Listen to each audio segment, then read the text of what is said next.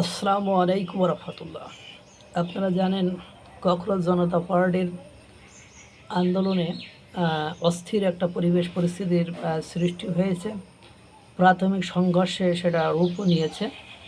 পরিস্থিতি ঘোলাটে হলে যে কোনো সময় পথচারীদেরকে আপনার কি জিজ্ঞাসাবাদ করা হতে পারে, কাগজপত্র পরীক্ষা নিরীক্ষা করা হতে পারে।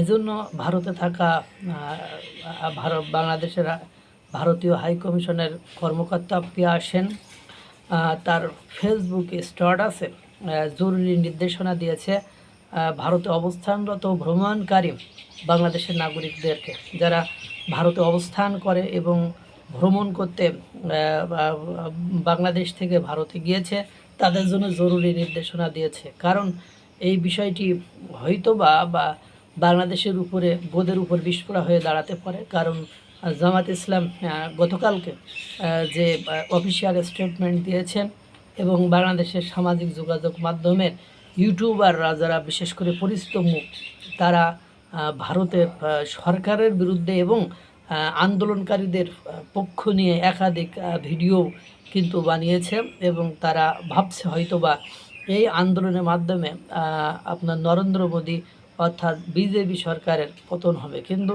এটা ভারত, এটা এদেশে এত সহজে এই ছোটোখাটো আন্দোলন দিয়ে সম্ভব নয়। আর এটা বিশেষ বাহিনী যখন নামাবে তখন বিশেষভাবে সাইজ করে ফেলবে। যাই হোক, আমি আজকে যে আলোচনা করতে এসেছিলাম যে ভারতে অবস্থানরত ও ভ্রমণরত বাংলাদেশিদের জন্য পিয়া সেন আর যে কথা তিনি বলেছেন, দিল্লিতে চলমান আন্দোলন ও নিরাপত্তা পরিস্থিতির কারণে চিকিৎসা ও অন্যান্য প্রয়োজনে অবস্থানরত কিংবা ভ্রমণরত বাংলাদেশি নাগরিকদেরকে সর্বদা সতর্ক থাকার নির্দেশনা দেওয়া হয়েছে। অনুগ্রহ করে অবশ্যই এই কাগজপত্রগুলো সঙ্গে রাখবেন।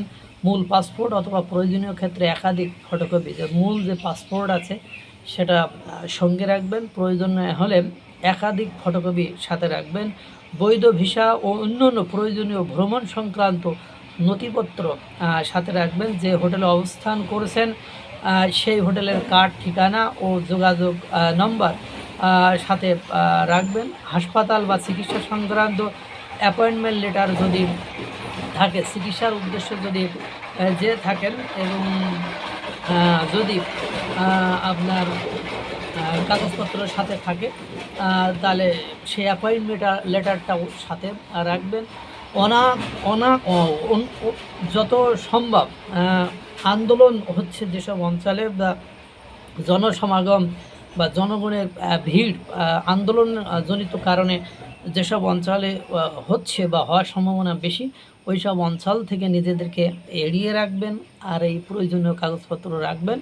অনাবশ্যক কারণে আন্দোলনরত জায়গায় যাবেন না। কারণ বাংলাদেশের সামাজিক যোগাযোগ মাধ্যম থেকে শুরু করে বিভিন্ন রাজনৈতিক দল যেভাবে ভারত বিরোধী রাজনৈতিক দলগুলো স্পেসিফিকভাবে যেভাবে আনন্দ প্রকাশ করছে, একাত্মতা প্রকাশ করেছে, তাতে করে যে কোনো সময় চিরুনি অভিযান চলতে পারে। চিরুনি অভিযান চলাকালীন তথ্য গড়মিল হলে ভারত কর্তৃক এই চিকিৎসাজনিত কারণে ভ্রমণরত বা অবস্থানরত লোকদেরকে আটক করা হতে পারে। কারণ এই আন্দোলনের একটা ত্বরান্বিত করার জন্য তাদেরকে দোষারোপ করে বা তাদেরকে এর দায়টা চাপিয়ে দিয়ে, সুতরাং সতর্ক থাকার কোনো বিকল্প উপায় নেই। আল্লাহ তাআলা সকলকে ভালো রাখুন, সুস্থ রাখুন। আসসালামু আলাইকুম ওয়া রাহমাতুল্লাহ।